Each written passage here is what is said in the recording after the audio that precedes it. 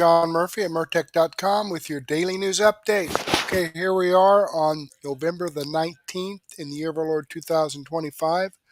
Got a lot of great information for you. Let's jump over here to Murtech on Rumble. Let me share this Rumble page with you here. This is the video we're working on tonight, episode 1751. Let's just jump in here, close out the live chat, slide down here and click the show more button to expand out the description box. And we have information from American Center for Law and Justice, ACLJ, Sekulow, Benny Johnson, Doug in Exile, and Glenn Beck. But before we get into that, I do have some shout outs to give you from Erga 1975 just started following my channel. Deborah DeSiria just started following my channel. And ACS777 just started following my channel. So thank you very much, folks, for following my channel. I greatly appreciate that. I hope you're tuned in, and I hope you enjoy the content. All right. Ms. Flintstone17 reposted my daily news wrap-up from last night. And Debbie BS reposted my episode 1750. And Parsec212 commented on my episode 1750. So thank you very much, folks, for reposting my videos and comments. I greatly appreciate that. Let me give this a thumbs up. Boom. There you go. There you go. Okay, let's go ahead and get into this. Without further ado, ACLJ Sekulow CDL Crackdown arrest reveals the worst. Well, let's see here. What's the worst? Uh-oh. All right. The Department of Homeland Security has made an arrest of a wanted terrorist. This is someone who is wanted on terrorism charges for being a member of a terrorist organization. He's accused of distributing terrorist propaganda, calling for jihad, as well as recruiting terrorists to join in jihad. He's from Uzbekistan. The Department of Homeland Security arrested him just a few days ago in Kansas. Now, this individual entered the United States illegally in February of 2023. We know that was a problem under the Biden administration. People that were wanted for terrorism, that were on watch lists, were able to cross the southern border and then sneak away into the country. He was apprehended by Border Control and then released by the Biden administration back into America. Not only that, he's later granted work authorization by the Biden administration. And then in Pennsylvania, he is granted a commercial driver's license by the government of Pennsylvania. So this man, a wanted terrorist from Uzbekistan, enters America illegally, is released, and then is able to work as a commercial truck driver, crossing the country, a critical part of the United States infrastructure, because of the failures of the Biden administration. He was arrested by ICE on November 9th while driving a truck. But this isn't just an isolated story about one person wanted on terrorism charges that was able to fool people and get a commercial driver's license. There is somewhat of a crisis within the issuance of CDLs, who they are being issued to, and whether or not that is the way it should go. You're hearing about California canceling 17,000 CDLs because the people they were issued to may have had work authorization at some time, but no longer do, yet they still have an active driver's license to drive large trucks. Imagine, you were talking about 40 tons of steel driving down the highway. There's a great responsibility that our nation's truck drivers have. They keep America moving. They make sure that you can go to the grocery store and get the food and the goods that you need. Anything in this country that you go to buy, you can thank truck drivers because of the infrastructure that they make sure keeps moving. But yet, California is having to cancel 17,000 CDLs because of this issue. We're talking about this arrest that was made in Kansas from an Uzbekistani national that has come to America illegally, was able to obtain a CDL in Pennsylvania, and was picked up by ICE this week. This is a wanted terrorist from Uzbekistan. He is a member of a known terrorist organization and was accused of distributing terrorist propaganda, calling for jihad online, as well as recruiting terrorists to join the jihadi movement. That is not someone that should be a crucial part of our nation's infrastructure. You take that another step further. You've seen all the hard work that the Secretary of Transportation, Sean Duffy, was having to deal with during the shutdown, keeping planes in the air, making sure that people were safe in America's skies. Well, they also were shifting and proposed a new rule because of this crisis on the requirements to get commercial driver's licenses, CDLs. A federal appeals court in Washington, D.C. blocked that rule, saying, one, they didn't quite go through the procedural process that was necessary. Two, they failed to make their case that these restrictions that were aimed at keeping illegal immigrants from getting commercial driver's licenses statistically would keep people more safe. That's the argument of the court here. Then the administration failed to make the argument that restricting illegal immigrants' access to commercial driver's license would keep Americans safe. It's absurd. That's where we are. I want to take your phone calls on this as well. George is calling from Arkansas on line 1. George, you told our screener you're a truck driver. I want to thank you for that. America needs you. You are a crucial part of our country. George, you're on the air. I've been a driver since 1988. This has been a problem for over 10 years. We've been yelling about it, and unfortunately, it's getting national-wide press because people are dying every month from this crisis. And yes, it's a crisis because they don't know how to read our road signs, like that person in Florida from California, CDL. He couldn't read a road sign. That's bad. That's right. And George, what George is referencing is there was someone who had a CDL from California in Florida, made an illegal U-turn, was not familiar with the signs, didn't know what was going on, made an illegal U-turn on an interstate, and a van ended up slamming into it, killing the occupants of that vehicle. That was someone who was here illegally that got a CDL in California. There's also a crisis of these CDL mills where looser state regulations allow for people to get CDLs that aren't necessarily meeting the requirements. I should not be able to go out and drive an 18-wheeler right now.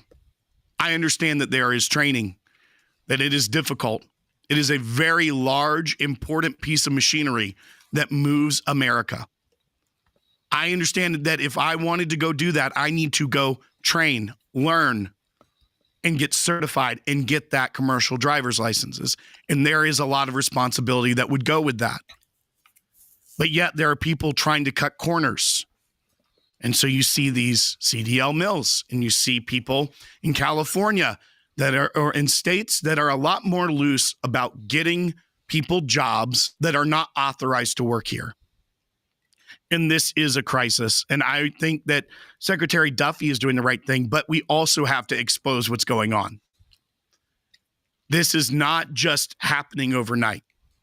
This has been, as our caller George said, something that the truck drivers have been talking about for a decade of how bad it's gotten. Let's go to MJ calling on line 2 from New York. MJ, you're on Sekulow.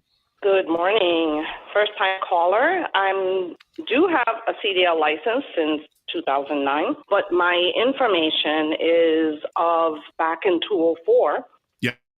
I had tenants, and before that I was searching for housing to purchase. And I found that my tenants had license plates from PA, although they lived in New Jersey. And this was common, very common. And these tenants informed me that, yes, they were illegal, and that one day they were playing a game and coming home, they were pulled over, and there's quite a few of them.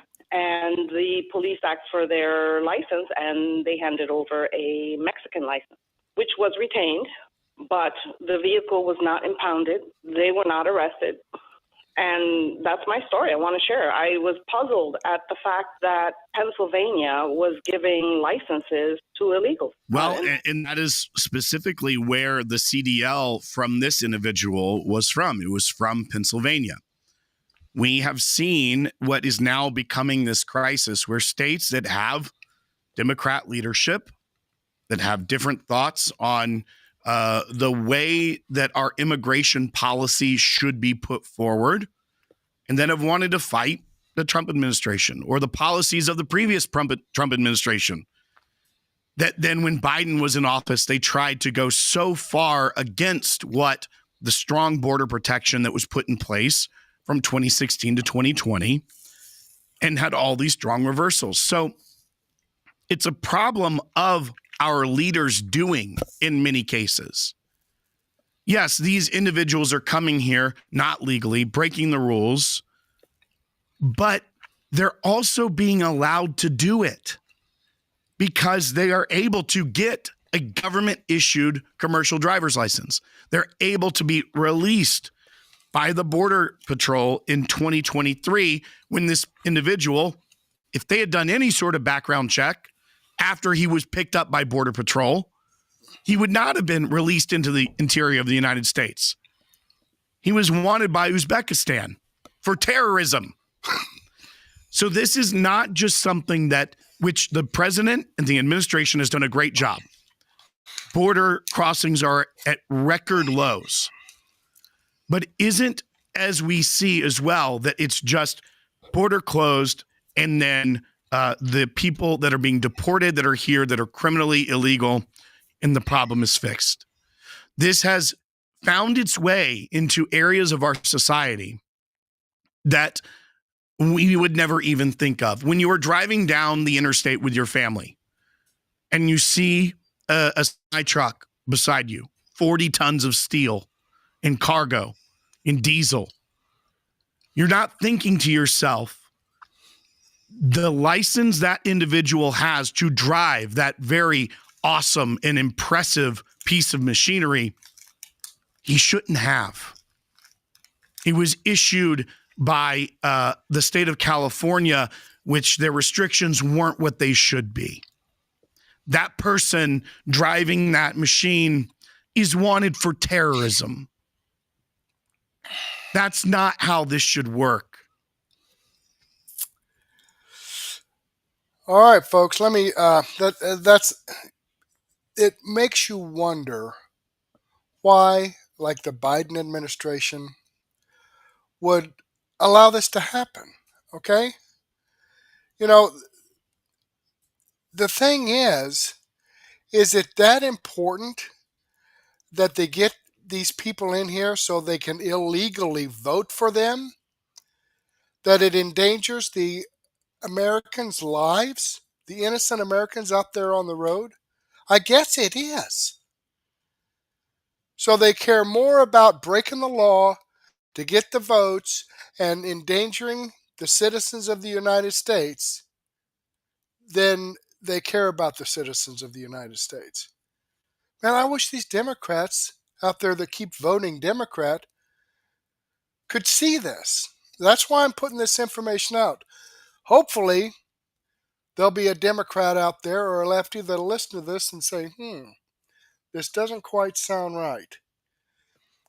Okay, this video does come from, let me go ahead and click on the Rumble link. It does come from American Center for Law and Justice. I am following the channel. I've given them a thumbs up. I hope you do the same thing for me. Okay, let's hear some information here about the Rumble app. If you haven't already, make sure you download the Rumble app. It's free, simple to use, and the best way to stay connected to the content you want. Once you've got it, search for my channel and hit follow. That way, you'll get a notification every time we go live, no missed shows, no extra steps. You can grab it right now using the link in the description or the pinned live chat. Download it to your phone, and you're ready to go. And if you prefer watching on the big screen, Rumble is available on all major streaming devices and smart TVs.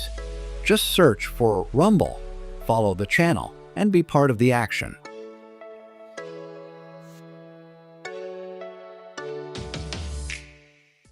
Okay, let's jump back here and see what Benny Johnson has to say.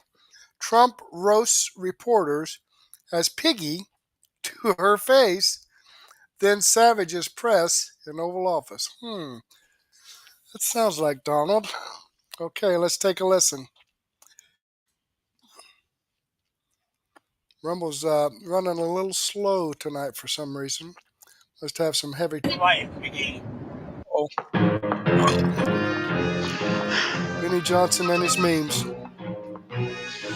What's up, guys? Spenny. There are a lot of things that are very different in this Trump administration from the last Trump administration. Trump roasting reporters to their faces is not one of them. This is a practice that Trump has continued well into his new admin, and it's, well, increasing in severity. She's shocked that I picked her. No. She's like in a state of shock. I'm not thinking, Mr. That's President. okay. I know you're not thinking. You never do. I'm sorry? No, go ahead. Go ahead. This was Trump's first term, the glorious days, right before COVID hit, actually. Look at how happy we all were. Look at how boisterous President Trump was. I know you're not thinking. You never do. I'm sorry? It's fun. It's just a roast. It's just funny, And it's continued, obviously. President Trump just savaging. On terrorist, no, not you. Not you. said that your national security advisor learned a lesson after a reporter. Excuse me, I didn't pick you. Go ahead, please. Mr. President, I didn't pick you. Very foolish. As a country, very foolish. And we're doing it now. President Trump signing executive orders. Reporters start yapping. President Trump says, it's not time for you to speak. Oh, that's a good one. Mr. President, you won the White House in part because of high inflation. If your tariffs make prices go up... Excuse me, we haven't asked you to speak yet, please. Right?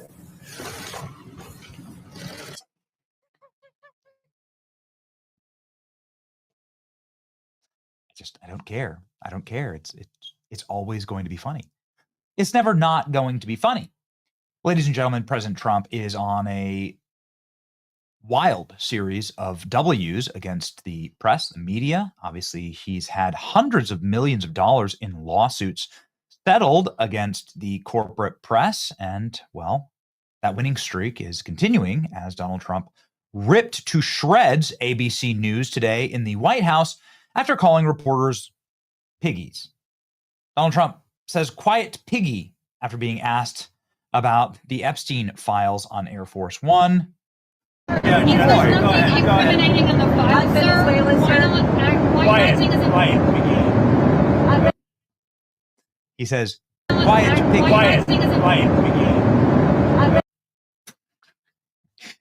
That's a new one we haven't heard before. What do you think about that? If you squeal like a pig, if you're constantly yelling and screaming at the president of the United States, then I guess you'd have to assume that he's going to eventually hit back.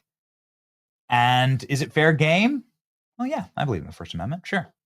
My favorite part of Trump 2.0 is he just doesn't treat the media as some important highfalutin class. He treats them how they deserve to be treated. Quiet piggy. It's fantastic. Quiet piggy. Excuse me. Yes, this is right. Quiet piggy. Trump completely loses it on female reporter. I don't think it sounds like he loses it. I think it's kind of funny, obviously. I mean, the same people that are going to be outraged by this were not outraged when Joe Biden called Peter Doocy of Fox News a son of a bitch, which he did, and attacked Peter Doocy pretty much with every single time he took a question. But it was Joe Biden. whatever. Stressful job. Lefties and useless rhinos sorts are losing their minds because Donald Trump said quiet to Piggy. It's actually really funny. And I'll allow it. Okay. President Trump backlash to quiet Piggy. I guess this is the reporter. All right. Business in Bloomberg reporter. Okay. Legacy media has called Trump Hitler and Nazi for years, and he says quiet Piggy. Well deserved. Watching Donald Trump tell a reporter quiet Piggy is hilarious. He just said quiet Piggy. The goat. Jake Tapper. Very angry, disgusting, and completely unacceptable. Jake Tapper called Trump a Nazi, a white supremacist, an insurrectionist for the better part of the last 6 years. It is actually killing me. How does he do it? I heard this in the moment and frankly thought Trump said Peggy and assumed that there was a reporter there. Completely shocking. Blue sky is melting down over it. Quiet Piggy. So this is they're using doctored images of Donald Trump. Well done. What the actual hell? Everyone should just reply quiet Piggy to all of his posts. Great. I'm sure. Fantastic for you. Listen, Donald Trump's been on a historic tear, and he has at the White House today the Saudi Crown Prince, Mohammed bin Salman. This is quite the procession to lead the prince into the White House. President Trump, with the full military regalia outside of the house, the horses and the fife and the drum. And, well, Saudi Arabia, you can see J.D. Vance there. Saudi Arabia, obviously very important, what they call it, regional partner. Like the entire administration's there, right? You have Secretary of War, Marco Rubio. And then there's the Crown Prince.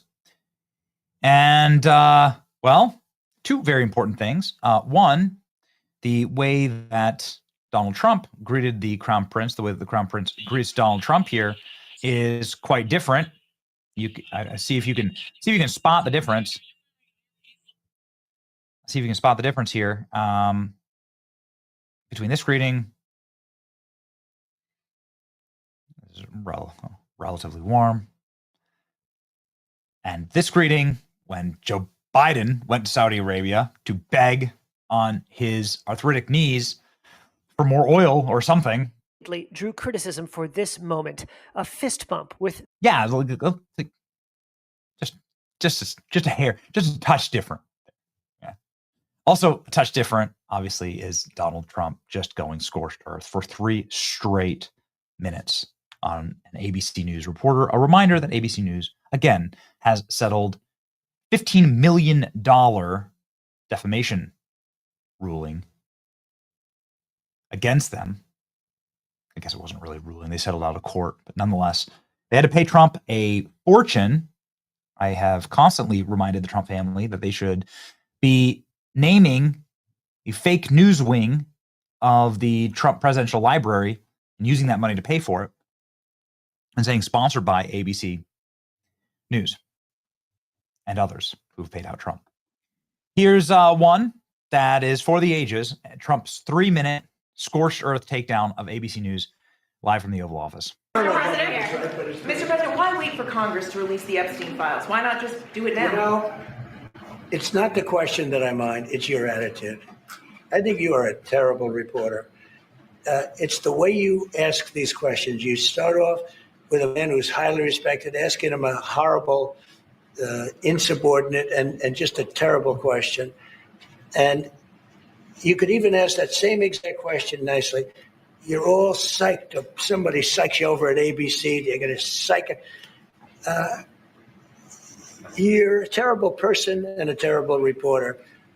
As far as the Epstein files is, I have nothing to do with Jeffrey Epstein. I threw him out of my club many years ago because I thought he was a sick pervert. But I guess I turned out to be right. But you know who does have? Bill Clinton, Larry Summers, who ran Harvard, was with him every single night, every single weekend. They lived together. They went to his island many times. I never did. Andrew Weissman, I hear. All these guys were friends of his. You don't even talk about those people. You just keep going on the Epstein files. And what the Epstein is a Democrat hoax to try and get me not to be able to talk about the $21 trillion that I talked about today. It's a hoax. Now, I just got a little report, and I put it in my pocket, of all the money that he's given to Democrats. He gave me none, zero, no money to me, but he gave money to Democrats. And people are wise to your hoax. And ABC's, your company, your crappy company is one of the perpetrators. And I'll tell you something. So why not just sign it now? I think the license should be taken away from ABC because your news is so fake and it's so wrong. And we have a great commissioner, the chairman, who should look at that, because I think when you come in and when you're 97% negative to Trump and then Trump wins the election in a landslide, that means obviously your news is not credible and you're not credible as a reporter. So I've answered your question. You should go and look at the Democrats who received money from Epstein, who spent their time. Larry Summers was with him all the time. That creep of the fund guy was with him all the time. What's his name? Who? Reid Hoffman. I don't know Reid Hoffman, but I know he spends a lot of money on the radical left. Reid Hoffman, in my opinion, should be under investigation. He's a sleazebag. And those are the people, but they don't get any press, they don't get any news, and you're not after the radical left because you're a radical left network. But I think the way you ask a question with the anger and the meanness is terrible. You ought to go back and learn how to be a reporter. No more questions. Who else has a question? All righty. There you have it. And folks, you know, Donald Trump, he can be pretty rough. But you know what? He's never rough to anyone who doesn't start bad-mouthing him first. You can look it up. I mean, any time that he's lashed out at somebody, it's because they've lashed out at him. And he goes back double. Some people might make them feel a little uncomfortable. But, like I said, he doesn't lash out at anyone that doesn't lash out at him first. Okay. Let me click on this Rumble link and show you that this video does come from Benny Johnson. I'm following his channel. I've given him a thumbs up. I hope you do the same thing for me. Alrighty then. Well, let's jump back here and see what Doug in Exile has to say about Mamdani just declared international law for New York City. Well, isn't that nice? Well, what a nice thing to do. Let's see what this is all about. We're going to go into Zoran Mamdani, the radical Marxist Muslim who's the mayor of New York, and how he is going to bring destruction to America's largest economic city. This is about Aber Kawash. You may not have heard her name yet. Aber Kawash is Zoran Mamdani, who just endorsed her for a New York State Assembly seat in Queens. This is one of his partnerships. She wears a hijab. She's a radical Muslim. So here she is saying that 9/11 was America's fault because our system of capitalism, racism, white supremacy, and Islamophobia. This is who Zoran Mamdani endorses. And finding that, the system of capitalism and racism and white supremacy, etc., and Islamophobia have all been used, to colonize lands, right, to take resources from other people. And so this is like a long trajectory. And we're just seeing the manifestations of that continuation, right, with 9/11. And 9/11 was a manifestation of our capitalism. Do you see the tie between Islamic radicalism and their communist socialist agenda? Because the people are treated unfairly, she says, because of capitalism is why they fought back and smacked two planes. This is in New York. So a lot of times when people are asking us to respond about, attack, right? If you look back, historically, right, a lot of us come from lands that were colonized, lands where wars are being waged, right? And a lot of times because of U.S. policy or the policies in Europe. And so I find that we can connect over that, but then also that the idea that we have to apologize for like a terror attack that like a couple of people did, and then there is no apologies or reparations for genocides and for Okay, but reparations she wants for Islamic radicals living in New York. Are you ready to pay your reparations? That's Mamdani. slavery, etc., is something that I kind of find like reprehensible.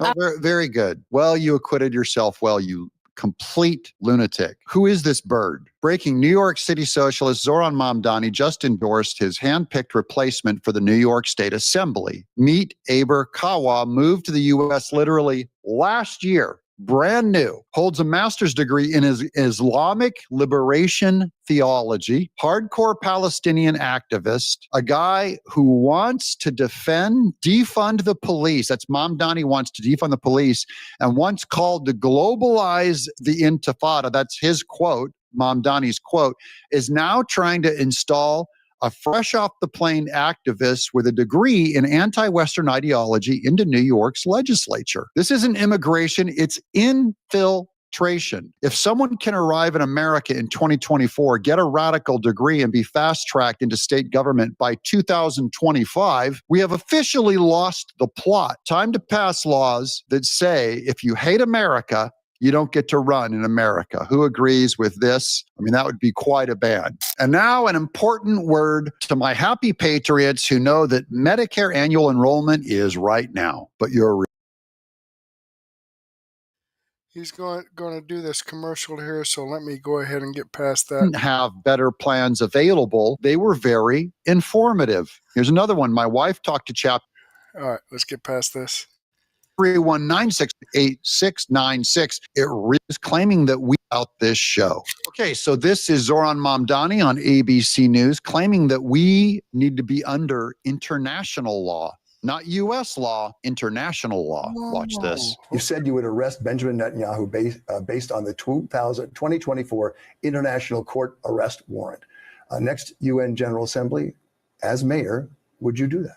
So I've said time and again that I believe this is a city of international law, and being a city of international law means looking to uphold international law. And that means upholding the warrants from the International Criminal Court, whether they're for Benjamin Netanyahu or Vladimir Putin. Okay, now put your feelings aside for Netanyahu for just a second. Maybe you love him, maybe you hate him. That's not what's important here. This is a shocking statement from Mamdani, and it's essentially a declaration of insurrection against the U.S. government that he has now codified in New York. And it seems like all the folks on the left lecturing us about the rule of law, no one's above the law, ought to be speaking about a care for the law and American law, not international law. Mamdani said the same thing during his campaign, but people say all sorts of stupid things during campaigns. Now he's saying it as the mayor-elect of America's largest city, which is something else entirely. This is what you should be concerned about, not the Jews, not Israel. Netanyahu doesn't mean boo to America compared to what Mamdani can do in New York. Let's be clear about the facts. So-called arrest warrants for Netanyahu from the International Criminal Court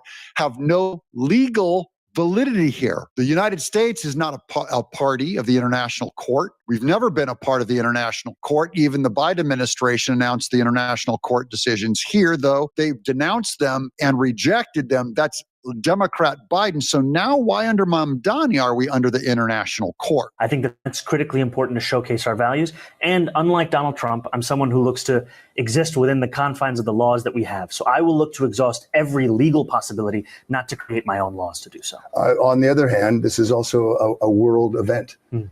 Does that not count a little bit? Well, I think we are a global city. But I also think what New Yorkers are looking for is consistency in the way in which we talk about our values and follow through on them.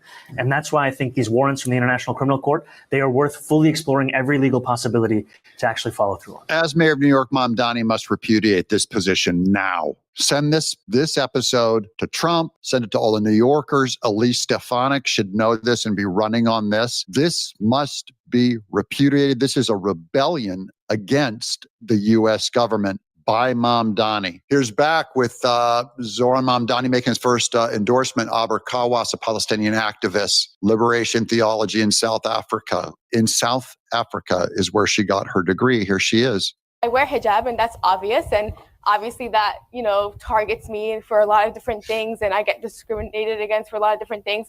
But I also have a lot of different parts of my identity that are hard to deal with, that I don't even get to talk about because all people want to talk about is the fact that I wear hijab. Yeah, people want to talk about you wearing a hijab because you wear a hijab. Kind of hard. She's demanding, this is another total left-wing tactic. Though I wear this headdress, and feminist, by the way, this is from an Islamic country that demand her whole head be covered, okay? And the feminists go, yeah, cover your women. By the way, put them in a burqa too, in case their ankles are showing. Put a little slot in their things. Don't allow them to drive vehicles. Don't allow them to be educated in many Islamic countries. And she's going, you are a racist or a Islamophobe if you notice that I wear a hijab. No, I have the freedom to judge you for wearing a hijab. I say it's bad, hijab, and what it represents and your religion. Welcome to America. The current wave of rapturous glee over Mamdani's victory, moving through certain circles in New York City, brings me to mind one of Thomas Wolfe's finest lines. I love the conservative Thomas Wolfe, the writer.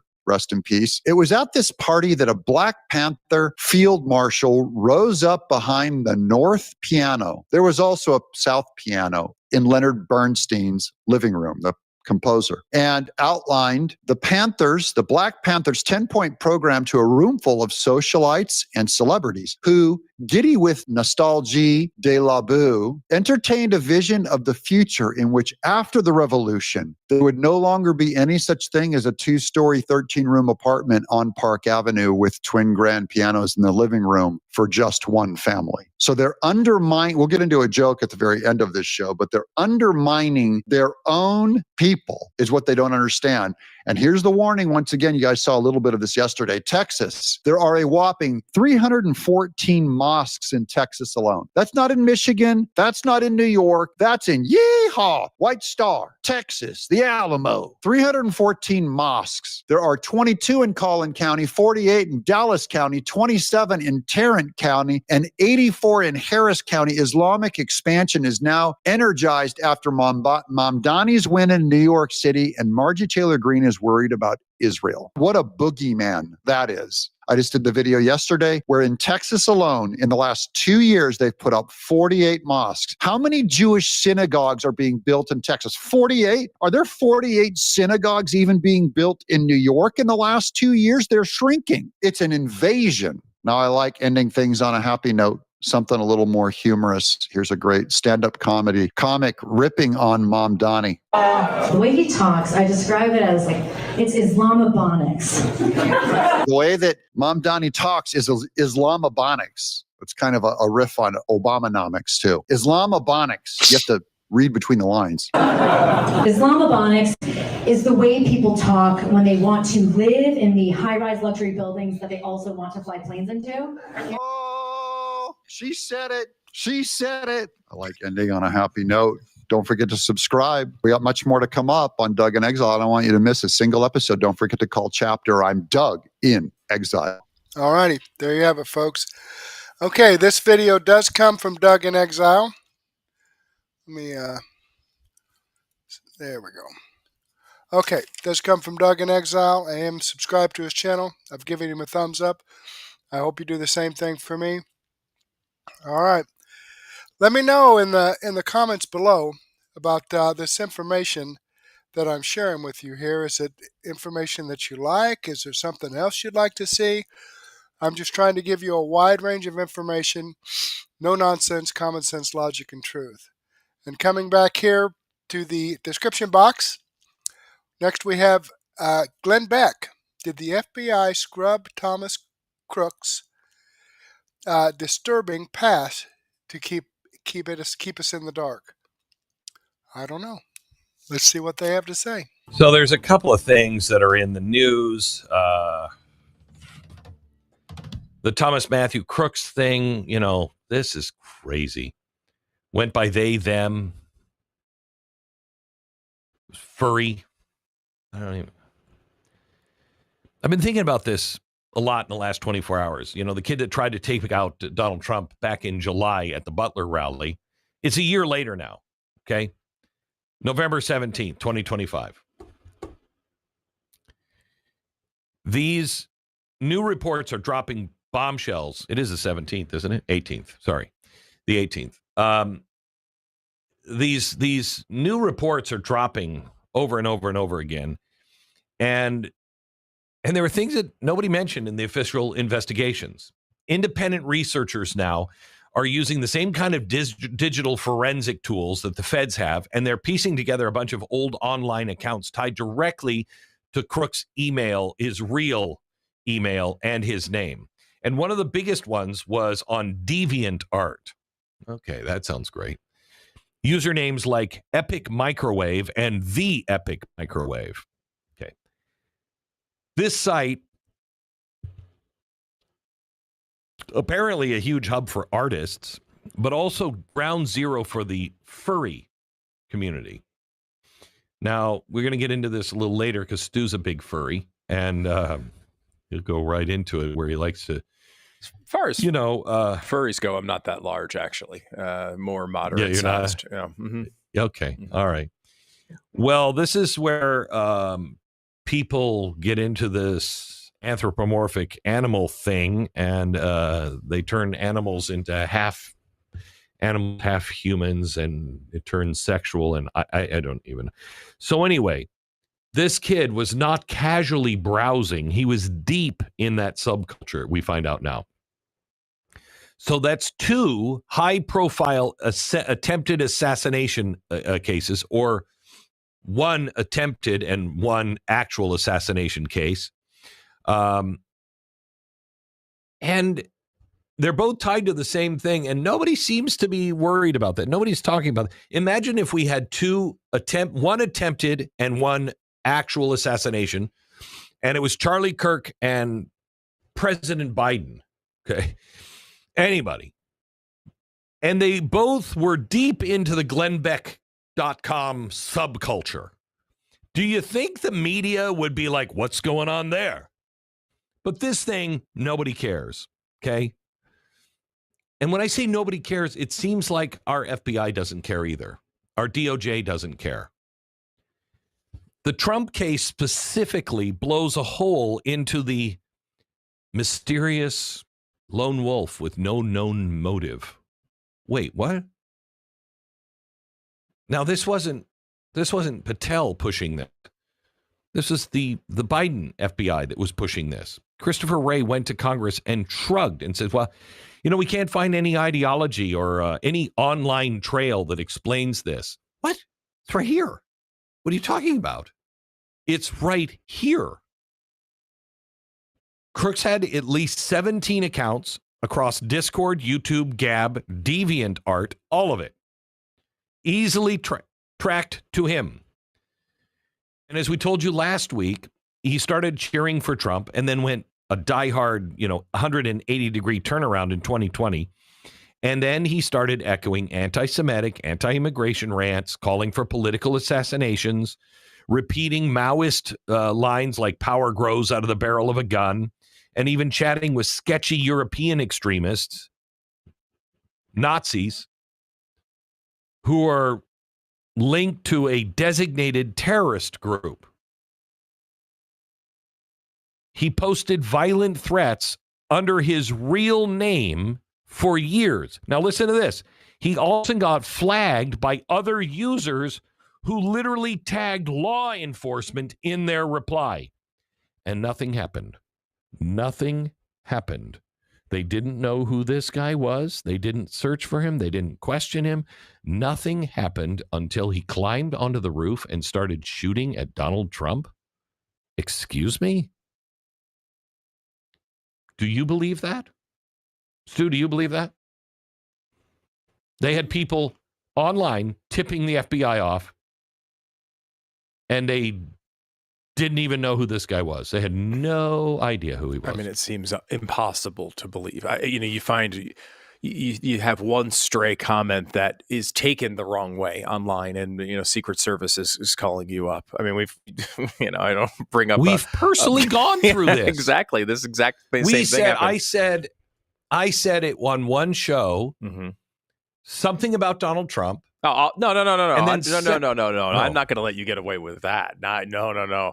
I want to make sure it's clear what occurred on the show was you essentially threatening my life. And I want people to know. I had been Right. I was saying something about Donald Trump, and then Stu got in, and I said something like, I'm going to choke you to death or something. Yeah. I think I just need to choke you to death. And people in the audience said that I was threatening Donald Trump. No, I was clearly threatening, and nobody called about poor Stu. Yeah. I was clearly threatening Stu's life. Think about that when you're driving in your car right now. You didn't call. You heard it, and you let my life be threatened, and you didn't care at all. That's right. None of you cared, but apparently people I love cared this audience. That's right. So anyway, the Secret Service was with us 2 hours later. Okay, rightfully so. And they said, "Look, yeah, rightfully so." And we had no problem with it. We were talking to them. They're like, "Mr. Beck, we know. We listened to the tape. We know what happened. We just have to dot all the I's and cross all the T's and just get a statement."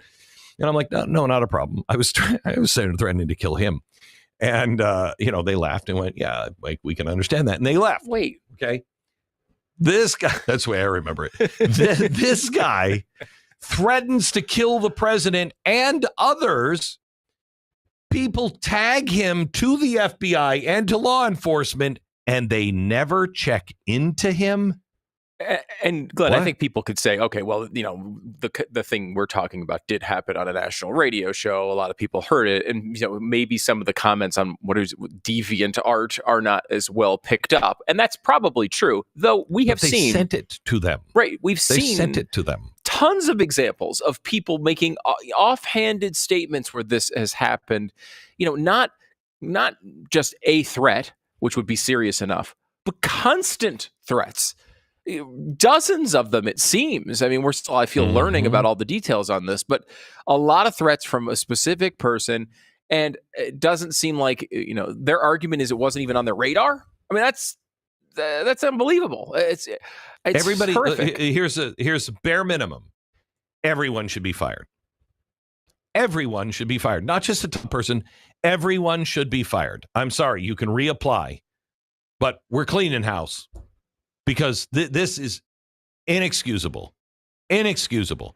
Now, here's the other thing that's inexcusable. None of this stuff about the threats, none of the radicalization, none of the violent posts, none of the furry gender stuff even made it into the big congressional report that dropped December 2024. None of this. It was like they scrubbed the kid clean to keep the public in the dark. Let me say that again. It's like they scrubbed the kid clean to keep the public in the dark.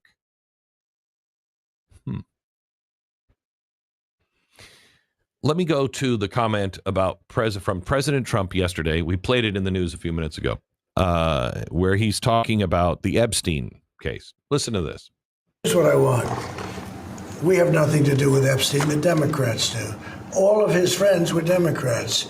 You look at this Reid Hoffman, you look at Larry Summers, Bill Clinton, they went to his island all the time, and many others, they're all Democrats. All I want for people to recognize the great job that I've done on pricing, on affordability, because we brought prices way down, but they're going way lower, on energy, on ending 8 wars and another one coming pretty soon, I believe. We've done a great job. And I hate to see that deflect from the great job we've done. So I'm all for it. We've already given 50,000 pages. You do know that. Unfortunately, like with the Kennedy situation, with the Martin Luther King situation, not to put Jeffrey Epstein in the same category, but no matter what we give, it's never enough. With Kennedy, we gave everything and it wasn't enough. With Martin Luther King, we gave everything and it's never enough. We've already given, I believe the number is 50,000 pages, 50,000 pages. And it's just a Russia hoax as it pertains to the Republicans. Okay, stop. So why is it never enough? Why is it never enough? Because the government has lied to us over and over and over and over and over and over and over again. Why is it never enough? Because what the hell happened here with this guy? What happened with these 2 shooters? And you're not telling us about the role playing as a buff cartoon fox wolf hybrid with they them pronouns and then being groomed by foreign edgelords quoting Mao and terrorist manifestos and then going out and trying to shoot somebody. You don't mention that. Yeah, that's why we don't believe the government. And until the government becomes fully clean, immediately on everything, just, you know what, here it is. Here it is. Nobody's going to believe it. Now, what does it say about our kids? We have a whole generation now growing up glued to these hyper niche, unmoderated corners of the internet where fantasy and porn and identity confusion and hardcore political extremism and all of it just smashed together into one stream. What do you think is going to happen? Family, school, real interactions with family, real life friends, they don't touch these spaces. And you know, how does I feel weird about my body morph into I need to commit mass violence against the world? I mean, this is a 5-alarm fire. When you have 2 political assassinations, 2 of them that trace back to the exact same subculture, you've got a real problem. Now, it's not like every furry is dangerous. Well, I know. I question every fur. I mean, I don't even know what. Anyway, there is some sort of radicalization pipeline that is happening, and we're raising our kids in digital petri dishes where mental illness and sexual confusion and violent ideology is all growing together. And then we act shocked when one of our kids grab a rifle. America, wake up. Stop pretending this stuff is just a harmless little quirk, you know, or live and let live. Or we're going to just keep burying victims one after another. Parents and schools and tech companies, law enforcement, everybody dropped the ball on Crooks. For years, red flags were out there screaming about this guy, and nobody in the government did anything. Nobody in law enforcement did anything. How many of our kids have to climb roofs before we admit these dark corners of the internet are producing real monsters? How many?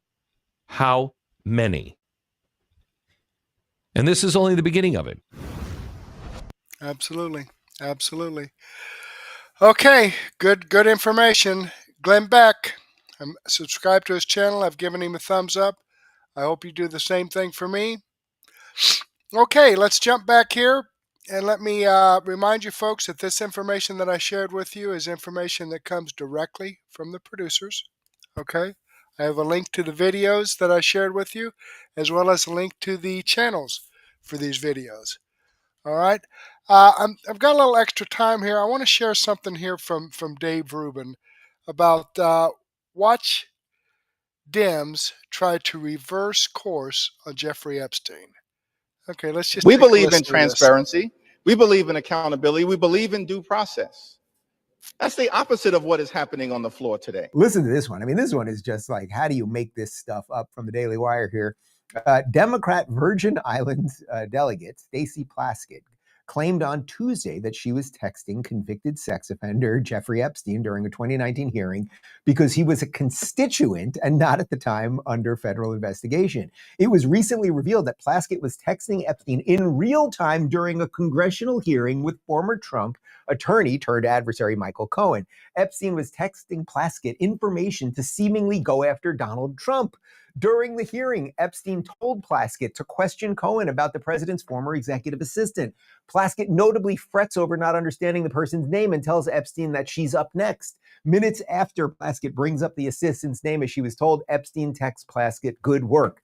So we'll have more on her in just a second. And was he a constituent of Plaskett? Apparently. But how many other constituents was she texting with and getting information as to the questions she should ask Donald Trump's lawyer in a congressional hearing? So they've opened this thing up, and it's like, what the high hell's going on here? Here's Plaskett saying she did get the text. It's all true, but she didn't know he was under a federal investigation, which is still a moot point. Why were you taking questions from a random constituent during a congressional hearing? And I got a text from Jeffrey Epstein, who at the time was my constituent, who was not public knowledge at that time that he was under federal investigation, and who was sharing information with me. Have I said give the devil his due this week? I will give the devil his due. I will accept that you didn't know anything about a federal investigation or anything else. But how was he in your circle so tightly that you felt you should take questions, that he should be basically writing your questions that you are asking of Donald Trump's lawyer? So congratulations, everybody. As I said yesterday, something is rotten in Stinktown, and I think we're going to find out what it is. Of course, the other thing that's going to happen here, and we all know this, is as more of this comes out and is connected to the Democrats, the double standard thing is just going to go through the absolute roof. So here is Jamie Raskin. It's a side by side. Here's Jamie Raskin talking about Trump and Epstein versus talking about Plaskett and Epstein. One thing he's clearly doing is changing the subject from a different form of crime, which is child sex trafficking, which Jeffrey Epstein was a mastermind of. Donald Trump's name apparently appears throughout the Epstein file. They've arraigned a Democratic member for taking a phone call from her constituent, Jeffrey Epstein, in the middle of a hearing. I still don't see what the charge is. Where is the ethical transgression? I'm not going to curse today. Congressman, let me try to explain something to you. First off, the Trump part, obviously, anything that Trump is involved in, obviously, that's the worst of all. Trump's name was in it many times. We also know that 21 years ago, he kicked Epstein out of Mar-a-Lago, and that Epstein didn't even like him. Okay, let's put that aside for just a second. What's the charge against her? The charge, I don't know if it's a legal charge. I actually don't know. But if at a congressional hearing, somebody, whether she knew it or not, who's been up to some nefarious stuff, what other, let's put it this way, what other congressperson has their phone readily available to them during a congressional hearing so that they can get tipped off on questions? Does that sound right to you? So come on. All right, if you follow politics, you know everyone's got. All right, he's going into a commercial here. Stacey transparency. Right now. Here's Timo Obama saying we shouldn't jump to conclusions about the lady who was taking the questions from Epstein during the congressional hearing. We believe in transparency. We believe in accountability. We believe in due process. That's the opposite of what is happening on the floor today. And let me be very clear about Stacey Plaskett. She's a woman of great intelligence and a woman of great integrity. She's a Democrat. And she deserves better than what she's receiving from House Republican extremists.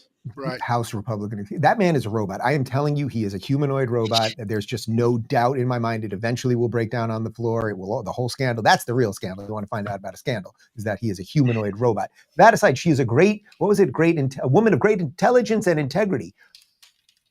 Neither one of those are true. But again, why was she, if she's so intelligent, then why did she need a random, quote unquote, random constituent to be texting her the questions to ask the lawyer of Trump, right? And if she has so much integrity, why didn't she come out and say, boy, you know, I do that sort of thing? That would be if you're intelligent, you wouldn't need a hint on the questions. And if you had integrity, you would tell people about the shady shit you're doing. All right, I wanted to share that with you. I thought that was pretty comical myself. I don't know. But let me go ahead and click the Rumble link and show you this does come from the Rubin Report. I am following his channel, giving him a thumbs up. I hope you do the same thing for me. Okay, coming back here to the description box and our main page here for the video. I did copy the chat into a comment so that it will be permanent with this video. So let me go ahead. Ooh, I love it when it does that. Folks, you ought to give me a comment because it's really pretty neat how it like turns green and then fades away like that. Love it. Just love it, Mac. Okay, so with that being said, let me share one more bit of information here for you from Dr. Gundry. He has some pretty good stuff from what I understand. So let's see what he has to say. Don't eat breakfast until you learn about caloric bypass. Your breakfast is setting you up for the entire day to either gain weight or lose it. The term breakfast literally means to break your fast that you started the night before. About 4 hours after you eat dinner, your body switches from the nutrients we get from food to the stored glycogen we have in our bodies. Once glycogen stores are depleted, typically after 8 to 12 hours of fasting, the body shifts to burning fat for energy. Fatty acids are released from fat stores where they are converted into ketone bodies through a process called ketogenesis. Then when you eat breakfast in the morning, the body starts the cycle again. This is where the caloric bypass comes into play. Dr. Gundry, a heart surgeon in California, learned that if you break your nightly fast with something called MCTs, or medium chain triglycerides, you can actually keep burning fat throughout the day and use it for energy. But there are specific types of foods that contain these MCTs. Using this breakfast breakthrough, he was able to lose 70 pounds just through diet, and he did this in his 60s. Scan the QR code or click the link in chat to watch Dr. Gundry's eye-opening presentation. It could change the way you think about fruit forever.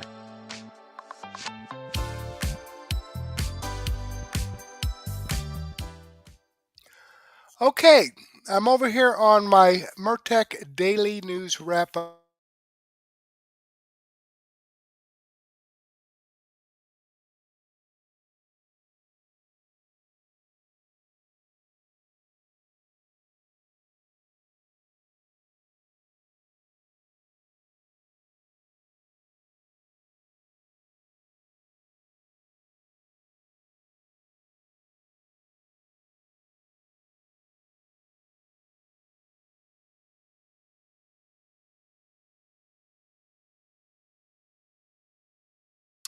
Then we're going to go, truth is a 4-letter word from Wendy Bell. Then some information from Dr. Steve Turley. Then we're going to get an X22 report, some more information from Dr. Steve Turley, an X22 report, and more Rubin report information.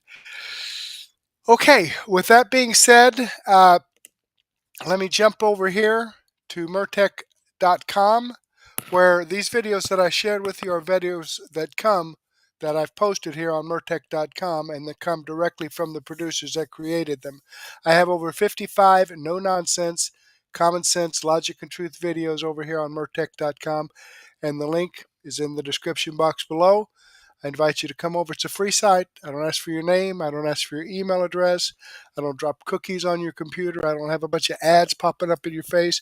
It's strictly no-nonsense, common sense, logic and truth information. That is what you're not going to get from the mainstream media, okay?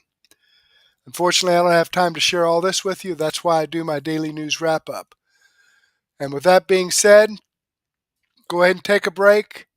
Grab a donut, a cup of coffee, a sandwich, and a soft drink or a beer, and meet me back here at 9:30. But for the meantime, I want to thank you for spending your time with me this evening. Hopefully, I'll get to see you again later, and may God bless.